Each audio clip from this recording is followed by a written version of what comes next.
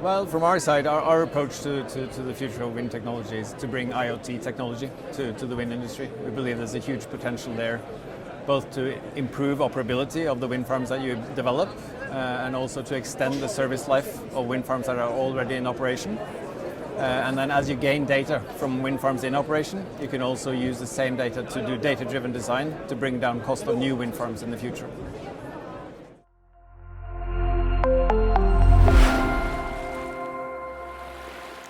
So we have these motion sensors that we use to monitor cable behavior on wind turbines. And one of the largest problems or largest insurance costs in the wind industry today is cable failure. And the trouble with cable failure is one thing is very expensive, which is why there's so many large insurance claims related to it. But the big trouble is if you have a cable failure, it typically takes you 2 years to replace a cable that has failed, meaning that you also lose 2 years of production because you have to order a new cable. You have to bring in a vessel that can actually do the replacement for you. So with these sensors, we strap them on, we monitor the response in the cable, and doing analysis of that data, we can help the operator predict if the cable is okay, or if it will have run into troubles maybe 5 years ahead in time, 10 years ahead in time. And then we could give them a warning so that they can plan and take action so that they are ready to replace if they have to replace.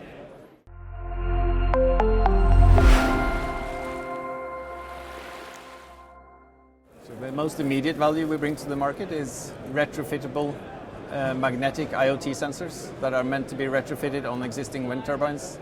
And we use those sensors together with advanced analytics to document safe extension of the service life of a wind farm. So say you have a wind farm which is designed to operate for 20 years.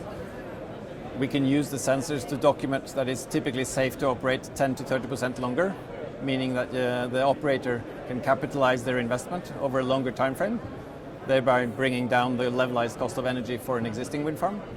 And then over time, as we accumulate data, we can also use the data from existing wind farms to do data-driven design for future wind farms, so you can optimize the design further and reduce conservatism and costs for future wind farms.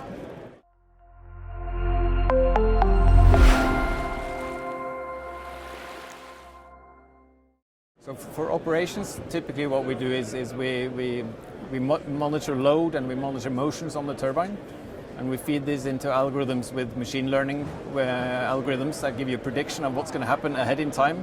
And we also have advanced algorithms that do anomaly detection, so you're able to pick up on anomalies of things that are starting to go wrong in the turbine, which you can't really define what is and which would be impossible for a person to detect because it's depending on so many parameters. But with these algorithms, we get a kind of know it before it happens functionality. So the operator gets a heads up that something is starting to go wrong, and they can take immediate action and hopefully prevent stop in production and reduce the cost of an eventual failure that is probably bound to happen further down the road unless you do something.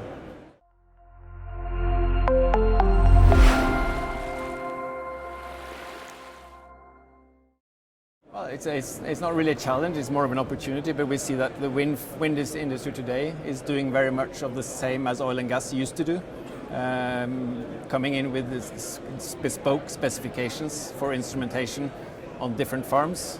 What we bring to the industry is standard IoT solution, which is off the shelf and can bring down cost tremendously compared to when the big operators go and make this bespoke specifications that are slightly different from farm to farm and from operator to operator. If they are willing to standardize and just use off-the-shelf IoT sensors like you do in any other IoT industry, the cost will go down tremendously, and one can start gathering much more data, and you would create much more value. So that's a key thing, and also being able to purchase kind of the whole package, not just the sensors, but purchasing this a service where you get sensors, data, and interpretation and use of the data. I think will accelerate the use of data and digitalization in the wind industry going forward.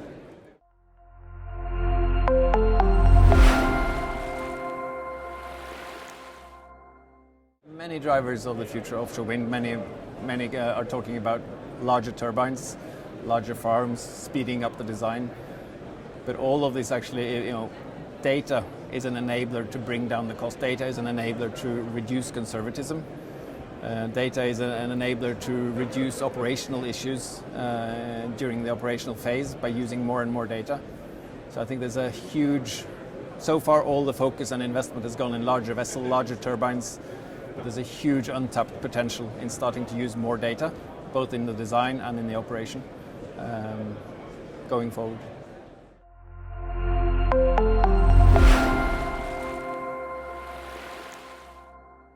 So we're doing a project now where there's a wind farm. It has a set design life of about 20 years.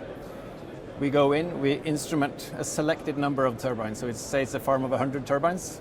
We instrument 5 of them with load sensors, motion sensors, stream that data to the cloud, and we combine that data with data from the SCADA system.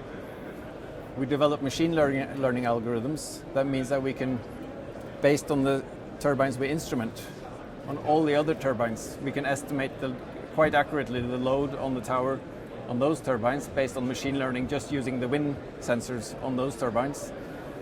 That means that we can estimate the loads and the fatigue life of every turbine in a farm with 100 turbines based on instrumenting only 6 of them. And then we can also then use that data to remove conservatism from the design, so that from a farm that has been designed for 20 years, typically you can increase life by 10 to 30%, depending on the conditions.